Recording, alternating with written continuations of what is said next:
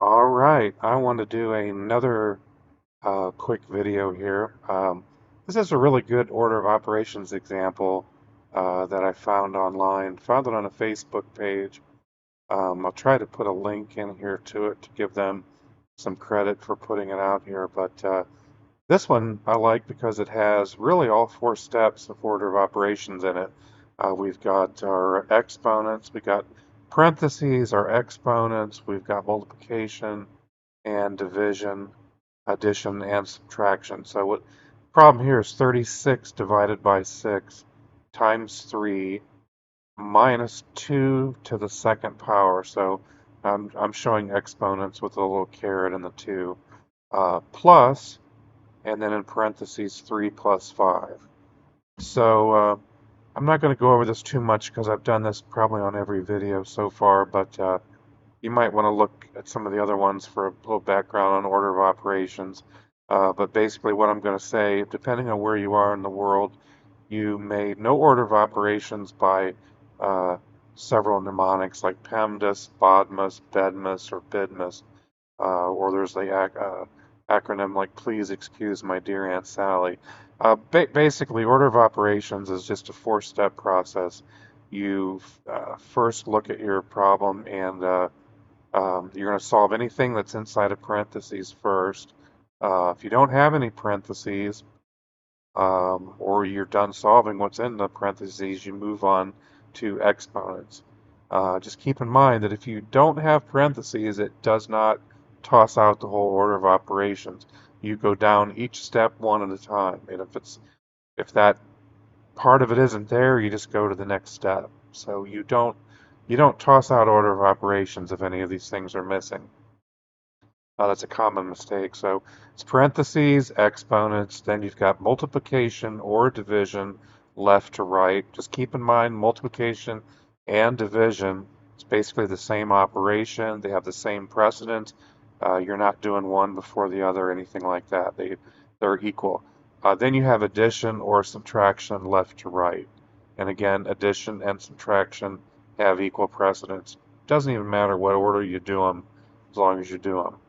All right, so we'll start with the problem. You got 36 divided by 6 times 3 minus 2 to the second power plus, and then 3 plus 5 within parentheses. So per order of operations, we know that we have to take care of our parentheses first. So we solve what's in the parentheses. 3 plus 5 is 8. So you can see down here, our next step, we're going to have the 8 in parentheses. 36 divided by 6 times 3 minus 2 to the second power plus 8. The next step, second step, is our exponents. 2 to the second power is, basically 2 times 2, which is 4. Uh, so now we're going to replace that exponent part of it with a 4. So now that simplifies us down to 36 divided by 6 times 3 minus 4 plus 8. And I just left the 8 in parentheses. There's no reason for it. I could remove them. It doesn't change the problem. This is a really great example because it has all four steps of order of operations. Next, we look at multiplication and division, and we'll just solve those going left to right.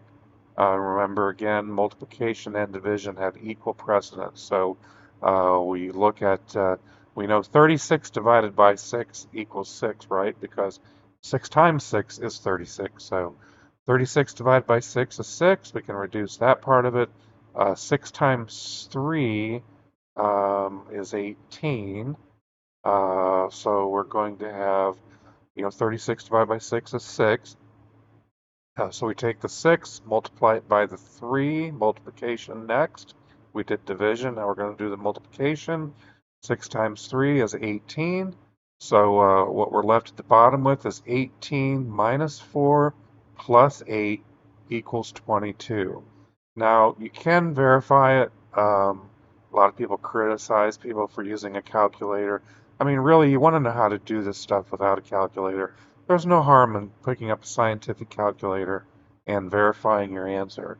And so what we've got here, you can see that I've got Windows 11. You could use Windows 10, I guess. Macs, I'm sure, have a calculator. I'm not familiar with Macs. But you want to be careful here because if you do use a calculator app on your computer, it defaults for what's known as standard mode. You have to go up here and change it to scientific because you need to have it in scientific mode. And the reason for that is because a standard calculator only can do um, one operation at a time. You know, standard calculator or even like a Dollar Tree calculator, your typical $1 calculator you buy in the store, those don't have a stack, which is just basically memory locations where it keeps track of each operation as you do them. So you need to have that. And so if you use a scientific calculator, you can see here you get the answer of 22 if you enter that in. So that's our verification that that's the case. Um, so yeah, and I think like on Android phones, from what I've seen, at least on my Android phone, it defaults for basically a scientific calculator, and it normally will solve these things the same as the scientific calculator here in Windows. So that's the answer. It's 22. It's a good example. Again, if you're not familiar with order of operations, please check out some of the other videos. There's a lot of stuff online about this. So please give it a look and good luck.